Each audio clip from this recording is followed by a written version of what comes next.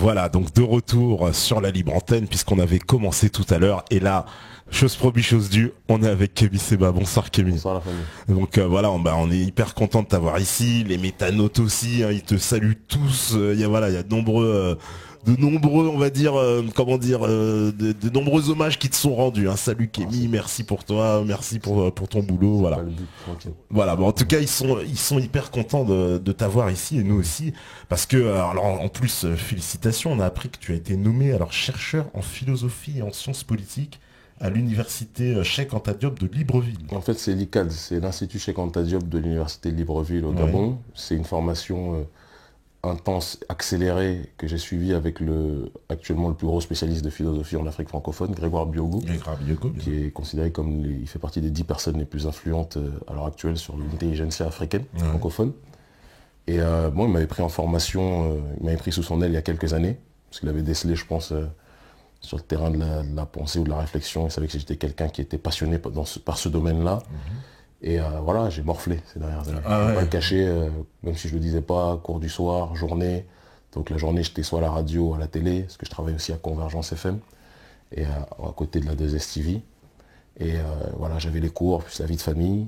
J'ai travaillé comme un forcené, parce que je pense que le savoir, c'est important jusqu'à la fin de nos jours. Et j'ai eu... sans trop flamber, on a eu de très bons résultats. Voilà.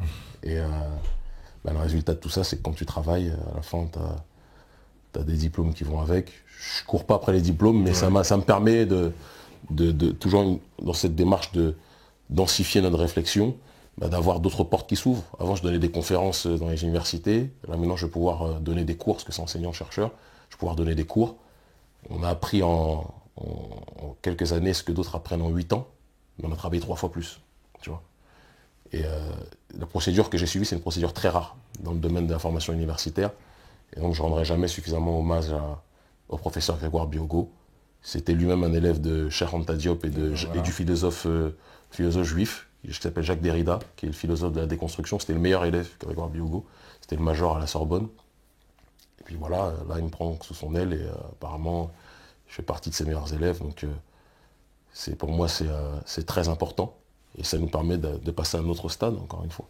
D'accord, c'est très bien. Ça veut dire qu'il y a une reconnaissance du panafricanisme en tant que science. C'est ça que ça veut dire? En fait, c'est plus complexe que ça. C'est-à-dire que le travail qui est le mien, qui sera le mien, à la base, j'ai inséré dans ma réflexion, dans mon paradigme, toute la sève, quelque part, de la formation universitaire en philosophie de base que l'on a sur le continent africain et qu'on peut avoir aussi en Occident, parce que c'est un programme qui est universel sur ce terrain-là.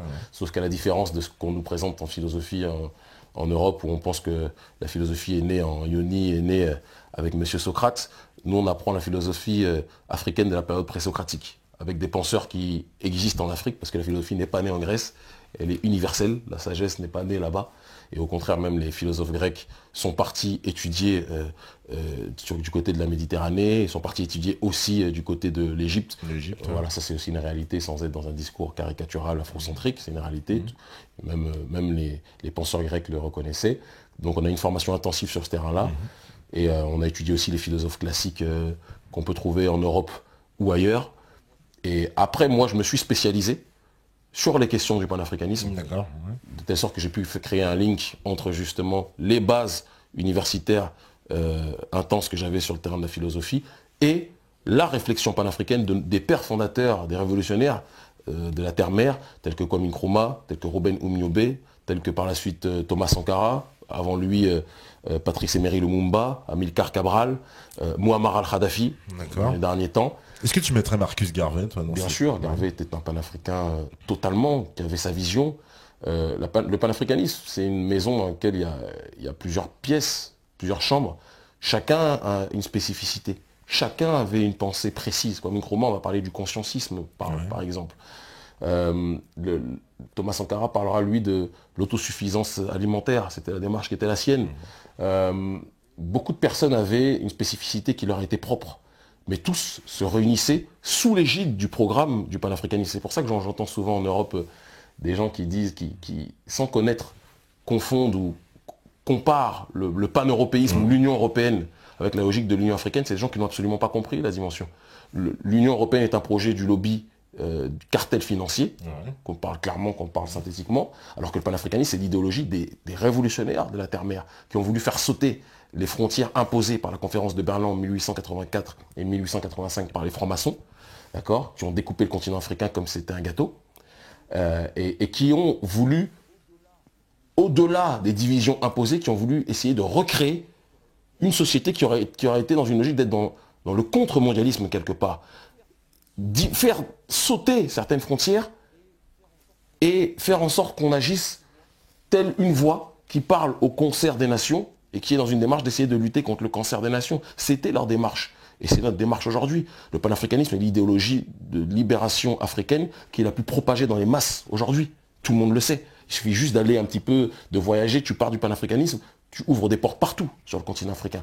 Après, il est évident qu'il y a des gens qui, emportés par cette exacerbation des tensions qu'il y a à différents endroits du continent, tombent dans des réflexes tribalistes. C'est des choses qui existent aussi.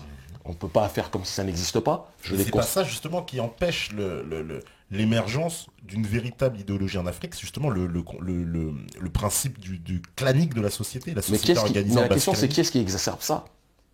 La question c'est qui est-ce qui exacerbe ça? Parce que je suis l'un des plus grands exemples, en tout cas sur le terrain francophone, de cette capacité, lorsque tu viens avec un message panafricaniste. En plus, j'ai la chance, par la grâce de Dieu et par la protection de nos ancêtres, de pouvoir m'exprimer dans l'émission phare en Afrique francophone qui s'appelle Le Grand Rendez-vous sur la 2S TV et qui est diffusée dans toute l'Afrique francophone par le biais de Canal+. Ils servent au moins à ça. D'accord. Et mon message passe partout. Notre message passe partout. Et il est reçu avec aussi bien par la masse que par l'intelligentsia, avec une générosité, avec une affection réelle, parce que quelque part on réveille ce que les nôtres pensaient être enfui dans les livres, pensaient être enfui. Certains pensaient que le panafricanisme était mort avec nos aînés qui ont été assassinés, pensaient que le panafricanisme était mort avec nos pères fondateurs et les leaders qui se sont battus pour notre indépendance.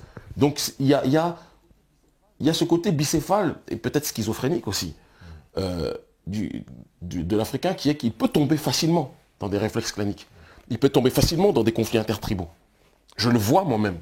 Mais dans le même temps, le même qui peut tomber dans ces réflexes-là, lorsqu'il entend, et c'est toujours la théorie du verre d'eau sale et du verre d'eau pure, quand tu ne le donnes que le verre d'eau sale, et que tu lui dis que ce n'est que ça l'eau, la personne boit si elle a soif. Si tu présentes à côté du verre d'eau sale le verre d'eau pure, et ce panafricanisme, l'idéologie de libération africaine en tant que telle, on dit les choses clairement et simplement, les gens comprennent. Et c'est pour ça que parfois je souris souvent quand j'observe la dissidence française, parce que elle a l'impression, par ignorance, mais réellement, parce qu'elle ne vit pas en Afrique, elle ne connaît rien de cette réalité-là, à part aller en vacances peut-être 3 jours à Marrakech ou à Agadir, c'est pas ça l'Afrique. Enfin, c'est pas que ça l'Afrique. Elle a l'impression que, en gros, le panafricanisme, c'est un projet utopique. C'est des choses qui me font sourire. C'est un projet utopique. Comment les Africains peuvent se réunir, ils ne s'entendent pas, mais il faut débrancher TF1. Il faut arrêter de regarder BFM. Il faut visiter, il faut voyager, il faut aller voir les gens. Moi, je voyage, je vais au Nigeria, je vais au Bénin, je vais au Sénégal, je vais au Mali, je voyage à différents endroits. J'étais en Éthiopie en 2012. On voyage, on essaie d'aller au plus d'endroits possible. Je dois aller en Afrique du Sud aussi l'année prochaine et dans d'autres pays, on en reparlera peut-être. Les gens ont une autre vision des choses. Et il y a toute une génération qui a compris que la seule solution, de toute façon, pour que l'Afrique puisse en sortir, c'était le projet de Kadhafi, c'est qu'on ne puisse parler que d'une seule voix, du nord au sud, de l'est à l'ouest, et avec l'aide de la diaspora. Donc, moi j'encourage vraiment les gens dans le microcosme franco-français, parce que c'est ça le problème de la dissidence, c'est qu'elle ne voyage pas. Elle voyage très peu, ça reste sur Internet, ça ne va pas à l'extérieur, du coup, elle ne voit les choses qu'à travers un prisme parisiano-parisien, tu vois, ou lugano-luganiste. Et je suis désolé de vous dire que ce n'est pas ça la réalité africaine. Il faut vivre pour comprendre ces choses-là. Il faut être sur le terrain, il faut comprendre les douleurs, être confronté au coup et en donner aussi pour comprendre la densité de cette question-là.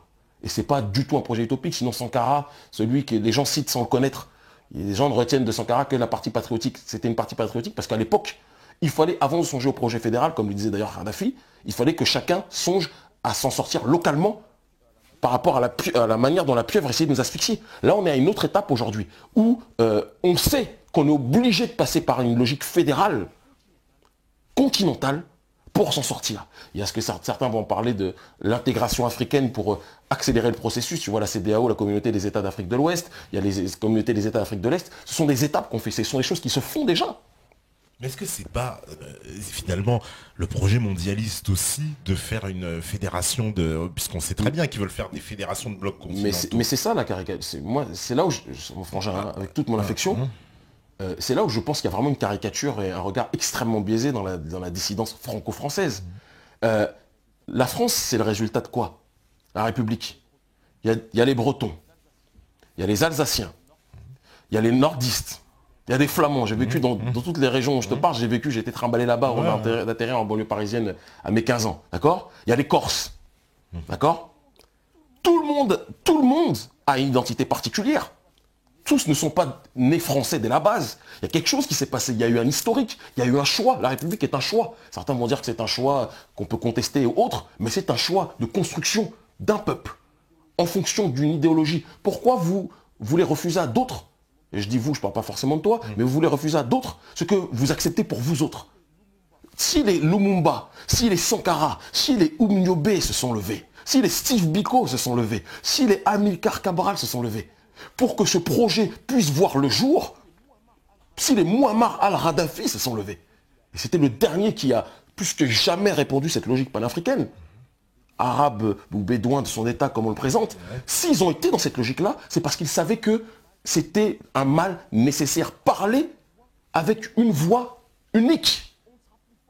On ne sera plus fort qu'en se réunissant pour lutter contre la pieuvre qui, elle, n'est pas contrairement à ce qu'on pense. Parce que tu dis, est-ce que c'est pas le projet mondialiste d'être dans la logique de la confrontation des blocs? Mais la preuve que non, c'est que le mondialisme vient sur le continent africain et divise, même à l'intérieur des pays, les ethnies contre les ethnies. Donc, ce qu'ils veulent peut-être pour d'autres contrées, ils ne le veulent pas pour le continent africain. Ils ne veulent pas qu'il y ait une voie unique. Ils veulent que ça soit quelque part la division en différentes factions. On voit Soudan du Sud, Soudan du Nord, on le voit... à différents endroits, on le voit en Centrafrique aujourd'hui, on peut analyser ça pendant des heures et des heures, je l'ai fait, il suffit d'aller sur YouTube, voir les chroniques qu'on a fait à la TV à ce sujet, ça ce sont des choses réelles.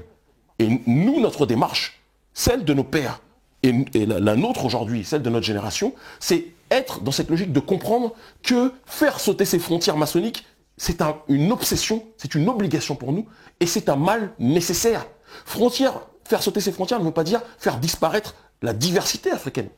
Nous ne sommes pas uniques, au sens que, je veux dire que l'Africain de l'Est, l'Africain de l'Ouest, l'Afrique centrale, je voyage partout, il y a des différences. Oui. Mais personne ne dit le contraire. Comme il y a des différences entre le nordiste, il y a des différences entre le nordiste et le corse. Il y a des différences entre le nordiste et le breton. Pourtant, ils parlent tous de la République. On a, et c'est pas quelque chose que Kémy Séba est venu inventer en 2014. Ça, c'est ce que certains qui ont, selon moi, une ignorance crasse, mais qui parlent quand même avec certitude. Tu vois, qui parlent avec... C'est ça que moi qui me fait souvent sourire, c'est beaucoup parlent d'Afrique ne la connaissent pas. La regardent depuis Blanc-Ménil ou autre et se permettent de faire des jugements sur la réalité africaine. Non, parlez de ce que vous connaissez. Parlez de ce que vous vivez. Vivez les coupures d'électricité comme nous. Vivez les coupures d'eau comme nous. Vivez les sacrifices dans lesquels on est. Et après, vous pourrez venir parler. Mais ne parlez pas quand vous ne connaissez pas, ne serait-ce que l'histoire du panafricanisme. Vous ne la connaissez pas. Et j'entends des gens qui souvent, moi, citent Sankara. C'est des choses, moi, qui me font... ça me fait sursauter, en même temps, ça me fait éclater de rire. Je me dis, les gens citent. Ils ne savent pas. Quand Sankara va à Harlem, c'est comme les gens qui disent, dès que tu commences à parler de solidarité entre afro-descendants, t'es un racialiste. C'est le nouveau terme à la mode que certains abrutis aiment citer et répéter à foison. Quand Thomas Sankara va à Harlem et dit que lui, il est dans la maison noire, une maison noire du peuple noir en tant que tel, quelqu'un est parti traiter Sankara de racialiste parce qu'il disait que les Afro-Américains, c'était notre population, c'était nos frères qui étaient installés là-bas? Personne.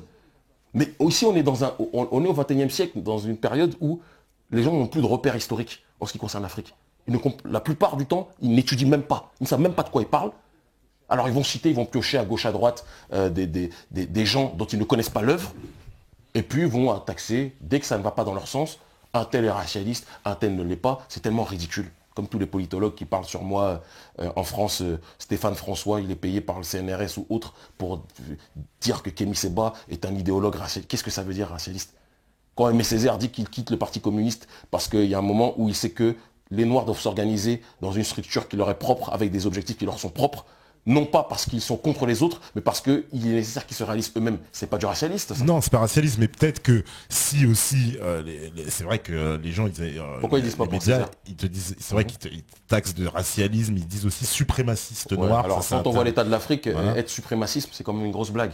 Suprémacisme vis-à-vis de quoi? Bah en fait, si tu veux, ils se basent, mais ça je sais que toi, dans ton livre, t'es revenu sur ces propos, mais t'as eu des propos Enfin, très durs contre les Blancs quand même à un moment donné. Attention. Il faut aussi qu'on nuance les choses. J'assume tout ce que j'ai dit. Ça, qu'on soit très très clair. Mais sur les propos que t'avais tenu des propos très durs quand même. Je dis et je répète, tout ce que j'ai dit, je l'assume. Même dans les excès, même dans ma radicalité, j'assume tout ce que j'ai dit. Parce que la réalité est que l'homme noir est tombé tellement bas aujourd'hui que lorsque certains d'entre nous durcissent le ton, c'est parfois un passage obligé pour se faire entendre. Si je n'avais pas durci le ton, j'aurais pas les 80 000 personnes qui me suivent aujourd'hui à différents endroits, sur les réseaux sociaux ou ailleurs, ou en Afrique ou dans la diaspora. Ça aussi, c'est une réalité. J'ai dû durcir le ton avant de pouvoir m'apaiser et pouvoir m'ouvrir. Si j'étais venu en faisant du tam-tam, du djembé, en disant on est tous des frères, les gens, ils ne seraient pas dans cette démarche-là. On a dû provoquer pour se faire entendre. Et j'assume ce que j'ai dit. J'ai pu blesser des personnes. Ceux que j'ai pu blesser, contrairement à beaucoup de gens à la dissidence, moi j'aime, de un, me remettre en question, et de deux, dire, c'est vrai que sur tel ou tel point, j'ai pu aller trop loin. Mais il faut faire attention, il faut être prudent. C'est-à-dire que les personnes qui me disent « Ouais, t'as été trop loin à l'époque », que chacun fasse son introspection. Parce que la plupart des gens qui parlent sont des gens qui font des erreurs, mais qui ne sont pas capables de les reconnaître. Et ça, je le dis sans aucun problème. Et ce que j'ai dit par rapport à la manière dont l'Occident se comporte vis-à-vis de nous, l'oligarchie occidentale, la seule chose que j'ai dit, regretter, que je regrette sincèrement, et je le dis toujours, mais je ne veux pas m'excuser mille ans non plus, il faut qu'on soit sérieux, c'est d'avoir fait l'amalgame entre le prolétaire occidental, qui souffre lui aussi, qui est dans une douleur réelle, qui est esclavagisé lui aussi, d'une autre façon, par le grand capital, qui a des problématiques qui, sur certains points, peuvent être liées aux nôtres. Ces gens-là sont mes frères de lutte, sont mes frères de douleur. Pas de couleur, mais de douleur. Et je leur donne la main aussi. Et à une certaine époque, je n'avais pas le temps de faire la différenciation entre l'élite et la masse. Et j'ai aucun problème à le dire. C'était pas le moment. Donc j'accepte pas non plus qu'on vienne me dire oui, ah non, mais t'es un peu... Écoute, quand on voit la manière dont le continent africain et le monde africain est traité aux quatre coins du monde, il est normal de durcir le ton. Je l'ai durci, je l'assume complètement. J'ai aucun problème à le dire. Après, on passe à autre chose. On avance. On se donne la main. Et tu vois, dans mes conférences, quand je fais les conférences en Occident, 40% de mon public, c'est des 30%, c'est des blancs. Il y a des blancs. Il y a des rebeux qui sont là, et il y a une majorité de renois, mais il y a des gens de toutes les ethnies. Il y a même un juif qui était là à la dernière conférence à Marseille. Donc les choses sont plus complexes que ce que BFM, France Info, Libération, j'ai vu tout ce que la presse a raconté ces derniers temps lors de mon incarcération. C'est beaucoup plus complexe que tout ce qu'ils disent. Mais ça ne m'empêche pas de dormir. Je ne suis pas là non plus pour... voilà. Alors, justement, je vais lire un petit peu les questions, parce que après, si je dis pas leurs questions, tu sais, je me fais charcler. On me dit, alors, si je comprends, la pieuvre refuse de choisir l'union des Africains, certainement car choisit justement, mais a imposé l'union aux Européens. Une union sera voulue par la pieuvre ou ne sera pas. Ouais, c'est-à-dire que il nous dit exactement, que... il a tout résumé. Vas-y, continue. Ouais, voilà, ils nous disent que il est entièrement d'accord avec toi. C'est-à-dire que les gens en fait ne voudraient pas d'une union africaine. Toi, tu penses ça vraiment que justement entre guillemets l'oligarchie mondialiste qui prépare des grands plans de créer des blocs continentaux. En tout cas, pour l'Afrique, ça les intéresse pas cette union, c'est ça? Ce que le frère vient de dire, quelle que soit sa couleur de peau d'ailleurs, il vient de résumer à la perfection la problématique. L'oligarchie n'aime pas l'unité, sauf si c'est elle qui la contrôle. Ce n'est que ça. Si c'est elle qui coopte l'unité, on le voit aujourd'hui quand on voit les vassaux qui sont à l'Union africaine, voilà ils ont vidé de sa substance le projet des leaders, des pères fondateurs, jusqu'à Kadhafi, qui arrosait l'Union africaine pour que les gens se lèvent et aient une logique de dignité réelle. Mais ils l'ont laissé crever aussi. Et bah oui, parce que ces gens-là, malheureusement, je te dis, il y a beaucoup de vassaux de l'impérialisme qui sont présents. L'impérialisme n'est pas que blanc, l'impérialisme n'est pas que juif, l'impérialisme il est nègre aussi. Il y a des gens qui sont cooptés par cette oligarchie pour faire en sorte de détruire de l'intérieur un projet qui à la base était un projet d'indépendance. Et ça, c'est des choses qu'on doit dire, qu'on doit reconnaître. Et nous, on est dans une démarche à l'heure actuelle de faire comprendre aux gens qu'il faut qu'on s'éloigne du système des urnes qui est vicié sur le continent africain et qu'on déplace le curseur du pouvoir vers la société civile. C'est ce qui se passe. Et c'est ce que même nos ennemis mondialistes, les Georges Soros et compagnie, dans les ONG qu'ils créent à foison sur le continent africain, c'est ce qu'ils ont compris, puisqu'aujourd'hui, ils sont dans une logique de coopter. C'est-à-dire qu'ils s'agrippent à des sentiments réels du peuple, des sentiments d'indignation, de colère, ceux qui veulent de la liberté, qui veulent de la justice. Ils viennent les voir, ils les financent, Human Rights Watch, Open Society, vous voulez de la démocratie, vous voulez la gouvernance, ils se cachent derrière ce que je conceptualise dans mon livre Black Nihilisme comme étant la logique de l'impérialisme de la vertu. Et dans la démarche qui est la leur, à partir du moment où vous voulez la justice, ils essayent de vous donner un package idéologique pour que, quelque part, vous soyez reliés à leur réflexion politique. Je ne sais pas si tu comprends ce que je dis. Et après ça, une fois qu'ils énoncent cette réalité et que les nôtres commencent à revendiquer la démocratie, alors qu'à la base, ils ne parlaient pas de démocratie, ils parlaient d'autodétermination. Ils parlaient du droit à pouvoir disposer de leur système et comment dirais-je, de la liberté la plus totale, la plus réelle. Le droit de pouvoir décider de leur propre destinée. C'était ça leur logique, de base.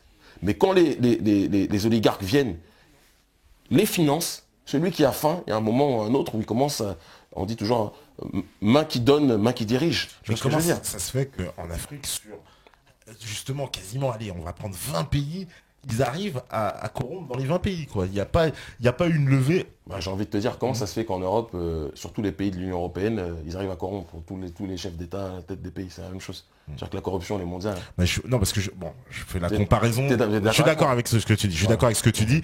Sauf que, peut-être bien, je vais faire l'avocat du diable, hein, j'ai l'habitude dans l'émission, l'américanisation est plus difficile à comprendre que la colonisation pour les Africains. Ça, c'est quelque chose sur lequel on se rejoint. Et c'est la grande... Il n'y a même pas de débat dessus. La grande force à l'heure actuelle de l'oligarchie, c'est d'essayer de nous focaliser, pousser à nous focaliser à la limite même en disant on conteste l'ancienne France-Afrique alors qu'il y a une mutation du système de prédation impériale sur le continent africain. C'est-à-dire que de l'ancienne France-Afrique, de la sphère francophone, l'oligarchie qui est la même, c'est la même qui dirige aux États-Unis, qui dirige en France, c'est le même. Ils se réunissent tous au Nightbreed et compagnie. Donc ce sont les mêmes en réalité. Eh bien, ils nous laissent nous battre contre des systèmes de pensée qui, eux, mutent, mais ils nous donnent la sensation qu'ils restent les mêmes, pendant que eux sont en train de remettre leur force dans un autre courant qui est plus séduisant, l'américanisation des esprits, d'accord, la qatarisation des esprits aussi, parce que les pétromonarchies ont aussi une responsabilité. Il ne faut pas qu'on dise que c'est que les Américains et autres. Les pétromonarchies, la société, l'axe atlantiste américano-israélien et les ONG de l'Union européenne, dont la France aussi. Soyons clairs, on ne va pas exclure, moi je ne fais pas partie des gens qui vont exclure l'oligarchie française. Elle fait partie du problème aussi, clairement. Eh bien, eux agissent d'une façon aujourd'hui où ce n'est plus une confrontation comme c'était le cas à l'époque de Jacques Foccart. C'est une logique de financement. Aujourd'hui, tu as un problème, tu as besoin d'une bibliothèque, et je le vois moi quand je fais les conférences dans les universités, à l'université Cheikh Anta Diop ou autres, à différents endroits. Je parle aux étudiants, je fais toujours le test. Je leur dis, si vous avez le choix entre les Vénézuéliens, parce que je me suis énormément rapproché des Vénézuéliens cette année, je passe d'ailleurs le bonjour à l'ambassadeur Eddie Rosé Corcega du Venezuela, l'ambassadeur en Afrique de l'Ouest, qui est un grand homme, dont je parle beaucoup dans mon bouquin. Et ce dernier, lui-même le sait, que quand on parle du Venezuela, j'en parle souvent aux jeunes donc, et je leur dis, entre le Venezuela et les États-Unis, s'ils avaient le choix entre deux pays, où est-ce que vous voudriez aller? Les trois quarts des jeunes qui nous kiffent, qui viennent assister à l'émission télé, les trois quarts des jeunes tu leur dis, tu as le choix entre New York et Caracas, ils vont tous aller à New York. Tu vois? Parce que le swag américain, et qu'on le veuille ou pas, c'est pour ça que moi je n'aime pas la caricature, on est sur cette plantation, nous tous. Celui qui dit qu'il ne l'est pas est un grand menteur. Si on commence à faire l'inventaire des tenues, d'où ça vient, etc., le swag, nous tous, moi le premier, il faut pas, même si après moi je produis mes propres tenues, on peut y revenir aussi, mais le béret, c'est pas un béret qui vient du Burkina Faso, de Dakar, tu vois, il y a plein de choses sur lesquelles on peut parler. Il faut qu'on analyse, il faut qu'on soit pragmatique. L'Afrique m'a poussé au pragmatisme. Et le pragmatisme, c'est que l'impérialisme et nos adversaires sont dans la logique de séduction. Alors que les résistants au mondialisme, eux, pour l'instant, sont dans la dénonciation, mais ils ne sont pas dans la proposition. Et c'est ça le retard que nous avons aujourd'hui de manière fondamentale face à ceux qui sont en train de court-circuiter notre continent, les forces vives de notre continent. Ils les récupèrent avec des discours sucrés, avec toujours une volonté de les soudoyer, mais en les encourageant. Parce qu'ils savent que la nouvelle génération est bouillante. D'accord? Et ils essayent de les orienter, c'est-à-dire qu'on va les pousser. Exemple de Compaoré, c'est exactement la même chose. On tire sur ce traître, parce que c'est l'un des plus grands traîtres de l'histoire du continent africain, même si là aussi, encore une fois, je refuse cette hypocrisie qui consiste à faire porter tout le chapeau sur Blaise Compaoré par rapport à Sankara. Sankara, il est mort à cause de trois parties. Il est mort à cause de Compaoré, certes, trahison, c'est quelque chose de réel en Afrique, c'est quelque chose de réel dans le monde. Il est mort à cause de l'impérialisme, qui est celui qui soudoie et qui paie, et il est mort aussi parce que le peuple, à l'époque de Sankara, beaucoup lui ont tourné le dos. Il faut qu'on arrête de mentir. Il faut qu'on arrête de mentir. Je peux vous présenter des tas d'anciens de révolutionnaires burkinabés qui étaient minoritaires, des proches de Sankara, qui à un moment étaient minoritaires. Sankara était devenu impopulaire au Burkina Faso à une certaine époque.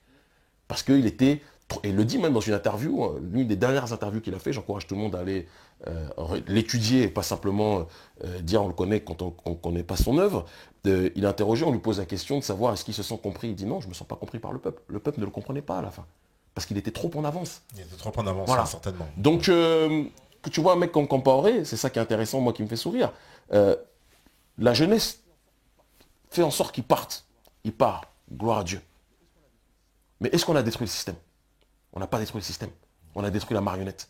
Tant qu'on ne détruira pas le marionnettiste, et ce que je dis pour la politique, je le dis dans tous les domaines, que ce soit sur le terrain de la culture, sur le terrain du cinéma, dans le terrain musical ou autre, détruire la marionnette, critiquer la marionnette, c'est bien.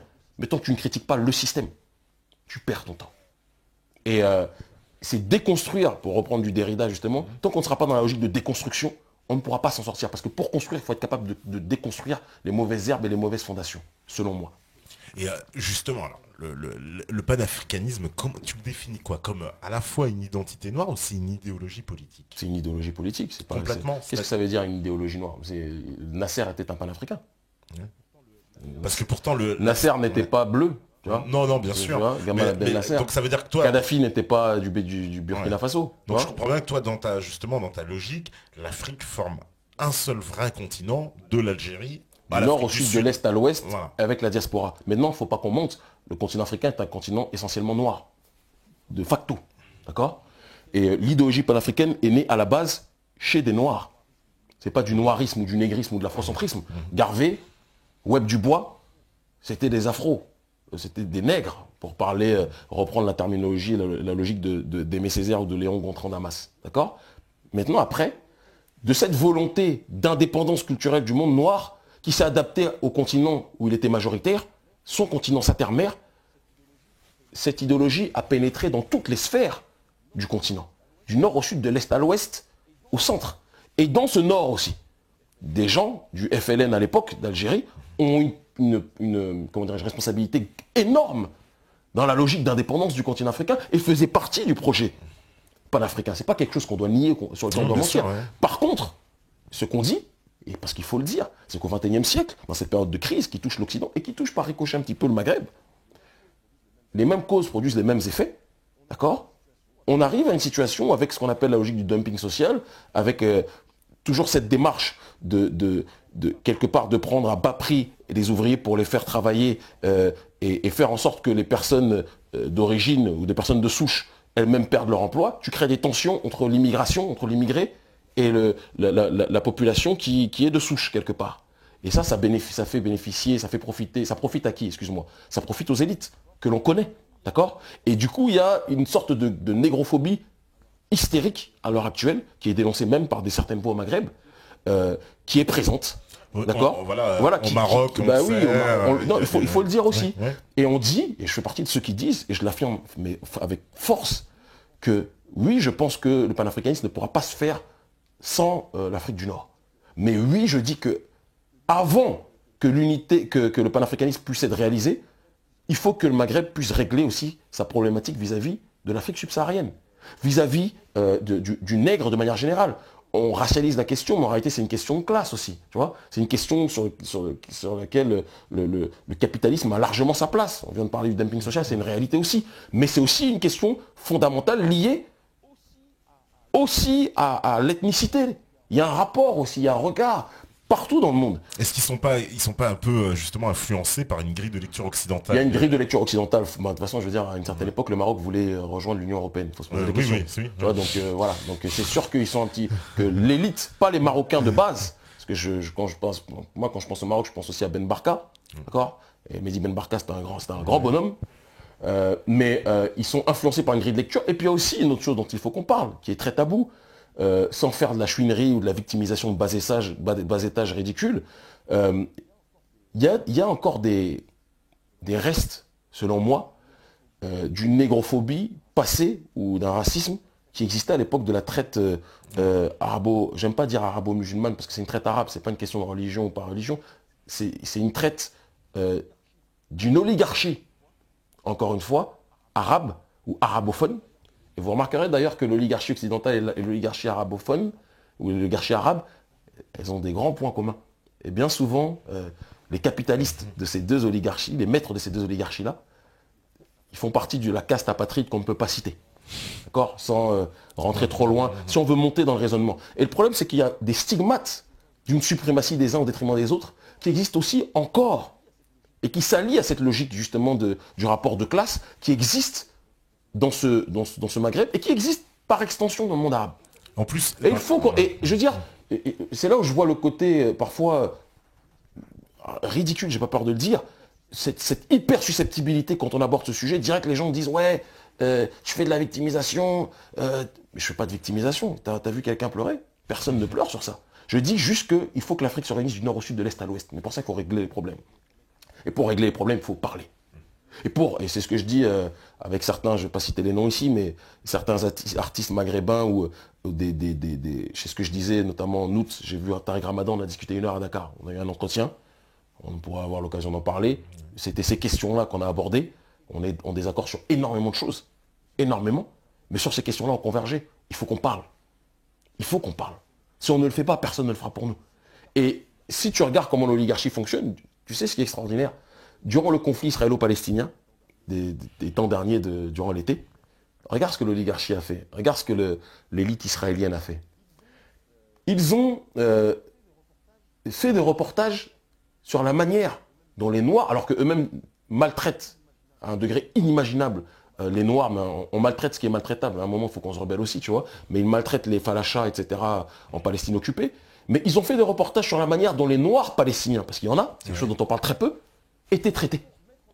Pour mettre en avant, en gros, le degré de négrophobie qu'il y avait aussi dans le monde arabe. Et pousser les Noirs qui se sentaient sensibles vis-à-vis de la cause palestinienne légitimement, parce que les Palestiniens sont occupés, d'accord, à l'heure actuelle, en disant, vous êtes solidaires de gens qui discriminent les vôtres. Ils sont très forts. Mais ils sont très forts de notre faiblesse, parce que nous, on ne parle pas entre nous.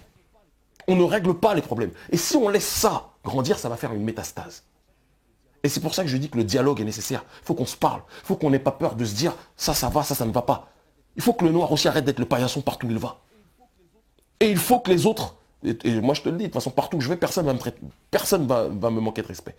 Je vais en Iran, pourtant il y a des noirs qui subissent voilà, des grosses difficultés là-bas, qui connaissent des grosses difficultés là-bas. Quand je vais là-bas, tout le monde me respecte. Quand je me rapproche des Vénézuéliens, les noirs foncés au Venezuela, même si le Venezuela c'est une autre idéologie, c'est une autre façon, parce que Simon Bolivar a été élevé par des esclaves noirs. D'accord? Il faut le savoir, les bonnes de Simon Bolivar, le père du bolivarisme, qui est l'idéologie d'ailleurs d'indépendantisme en Amérique du Sud. Il serait intéressant d'ailleurs de tracer des ponts de liaison entre le bolivarisme et le panafricanisme. C'est exactement la même chose, il faut juste interroger les gens. Le bolivarisme veut unir toutes les nations d'Amérique du Sud dans un projet commun. Personne ne leur dit « ouais, mais c'est utopique de dire ça ». Il n'y a qu'avec les Africains qu'on dit ça, d'accord? Eh bien, quand je me rapproche de ces différents pays, quand je parle avec d'autres, même des Russes ou autres, mais quand ils voient que vous respectez vous-même, ils vous respectent. Il y a un moment, il faut aussi qu'on arrête. On ne marche que sur quelque chose qui s'allonge, quelque part. Oui, quelque part. Alors, pour faire l'avocat du diable, est-ce que ça, c'est ça. Ce soir, ouais. Non, mais est-ce que justement, même on a parlé d'esclavage et de colonisation, mais est-ce que justement, il n'y a pas une responsabilité africaine? Moi, je le dis toujours qu'une civilisation est détruite par l'extérieur que si elle est rongée de l'intérieur. Ça, c'est des discours que dans la dissidence franco-française, les gens n'en font pas. Partout ailleurs en montant sur ce terrain-là. Je suis le premier à parler d'anti-victimisation. Je suis le premier à parler d'autodétermination. On est les premiers responsables de la manière dont on est traité dans le monde. Il faut le dire. Mais être les premiers ne veut pas dire qu'on est les seuls. Et moi, je te le dis, je fais partie de ceux, et je suis loin d'être le seul. Il y en a des dizaines j'ai même pas envie de dire de chiffres. Je parle même pas parmi mes dizaines de milliers de sympathisants, mais même au-delà, il y a des millions de gens qui sont dans une démarche où ils ne laisseront plus jamais quiconque les traiter d'une façon qui ne sera pas en adéquation avec notre dignité d'homme. Mais pour cela, on a une responsabilité. Il faut qu'on se redresse aussi, qu'on arrête de se courber. Et l'Africain a une responsabilité définitive et déterminante dessus. Moi, je le dis toujours. Je vois des gens qui peuvent être des racistes extrêmes. Quand ils me voient, ils vont toujours se comporter de manière correcte avec moi.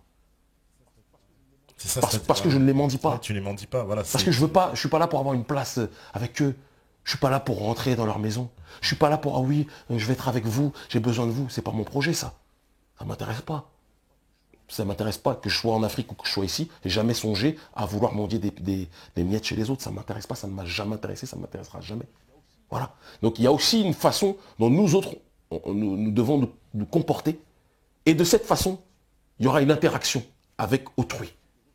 Mais il faut aussi que les autres se rappellent qu'on est tous les nègres de l'oligarchie. Nous sommes tous les nègres de l'oligarchie. Enfin, Frantz Fanon disait dans les années 50 et vers la fin des début des années 60, enfin il est mort en 61, il disait « Nous sommes tous les damnés de la terre ». Moi je dirais aujourd'hui, on est tous les nègres de la plantation Rothschild. On est tous des nègres, du plus clair au plus foncé. Et dans ce cadre-là, parce qu'on est tous des nègres du plus clair au plus foncé, il faut qu'on soit dans une dimension d'éviter de traiter le plus sombre d'entre nous comme un sous-homme, sous prétexte qu'on nous a appris, on nous a conditionné pour être dans une logique de suprématie des uns vis-à-vis des autres. Parce que ça, c'est justement la plus grande force du capitalisme, nous avoir poussé dans des rapports ethniques et nous avoir poussé à oublier la logique de classe. C'est une diversion, mais c'est une diversion qu'on ne doit pas négliger. Il faut qu'on analyse tout dans sa globalité, sinon on ne pourra pas s'en sortir. Par exemple, sur le franc CFA, le franc CFA, toi, tu le dénonces comme une aberration coloniale. C'est une aberration coloniale, évidemment. Et beaucoup d'Africains le défendent. Ils le défendent.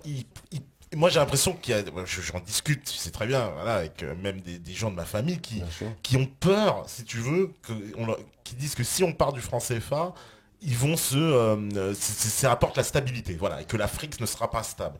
Et est-ce que justement, ils s'infantilisent pas eux-mêmes comme un peu un enfant qui dirait ah non, j'ai peur si ma maman s'en va, quoi, en gros. Alors que toi, justement, t'es plutôt un rebelle à dire il faut virer les parents et je veux prendre mon indépendance et être chez moi tout seul. Alors je te cache pas que j'ai une double lecture. Évidemment, de manière définitive, on est opposé au franc CFA, c'est logique. Moi, je suis payé en franc CFA, payé. Quand je travaille, je suis pas payé dans une monnaie qu'on a créée encore, parce que c'est ça aussi la réalité. On vit avec au rythme où on doit aller. On essaie d'avancer le plus loin possible. Il y a un spécialiste de la question du franc CFA qui s'appelle Nicolas Gbou. Ah oui. D'accord. Je ne savais même pas qu'on l'avait invité ici. Et qui a énormément travaillé sur ces questions. C'est quelqu'un d'éminemment respectable. Même si après on peut peut-être ne pas être d'accord sur tout, mais c'est un aîné. Enfin, un docteur en économie. Qui est un spécialiste de la question, qui n'est à mon sens pas assez écouté. D'accord. Ça aussi c'est quelque chose qui est dommage. Et il s'est plongé dessus. Moi, je faisais partie des gens à l'époque de la diaspora, quand j'étais uniquement ici, dans la diaspora, où je passais mon temps à parler du franc CFA. En vivant en Afrique et en voyageant aussi dans les pays anglophones, parce que nous, dans la sphère francophone, on est soumis à ce régime-là, néocolonial toujours, mais dans la sphère anglophone, ils ne sont plus dedans. Non. La plupart sont sortis de ça, même s'il y a encore un autre système de prédation qui est le Commonwealth, qui les maintient, encore une fois, sous une certaine forme de contrôle, mais c'est moins paternaliste qu'en France. C'est beaucoup moins paternaliste en France, sur le continent. Et cette idéologie, enfin c'est beaucoup moins paternaliste dans le monde anglophone que dans le monde anglophone, pardon. Et cette idéologie anglophone, on la retrouve même sur la manière dont il gère les communautés, où il laisse les communautés vivre beaucoup plus librement. Et au final, du coup, elles se braquent beaucoup moins vis-à-vis de l'état dans lequel elles sont. Dans lequel elles sont installées. Même aux Antilles, ils ont eu leur indépendance, etc. Depuis longtemps. Tu vois, alors que dans la sphère francophone, il y a toujours cette volonté de materner, de paterner, n'ayant pas peur de dire les mots, et de leur faire comprendre c'est comme ça, c'est comme ça, c'est comme ça, c'est comme ça, c'est comme ça qu'on avance. Là où je vis, là où je voyage, je me dis que il faudra absolument qu'on finisse par sortir de ce système-là. Mais malheureusement, je suis dans une logique d'ordre de priorité aussi. Tu vois, parce que quand tu es confronté à la faim, quand tu es confronté aux problèmes les plus basiques sur le continent africain, des plus basiques, des gens qui meurent de la grippe, ça c'est du factuel. Alors tu nous parles d'Ebola, tu vois, Ebola même, c'est des gens qui meurent de la grippe aujourd'hui au XXIe siècle. Le franc CFA est une obligation au sens qu'il doit être détruit. Mais ça paraît comme un luxe de parler de cette problématique-là quand tu es dans certaines urgences. Et c'est pour ça que des mecs comme Sankara, des aînés comme Thomas Sankara, des aînés comme d'autres, bien qu'ils étaient contre cette aberration-là, d'accord, ne se sont pas focalisés d'abord dessus. Je les comprends totalement. Parce que quand tu es confronté aux réalités quotidiennes sur le continent africain, il y a des urgences dans lesquelles tu es installé et des urgences dont tu dois te préoccuper.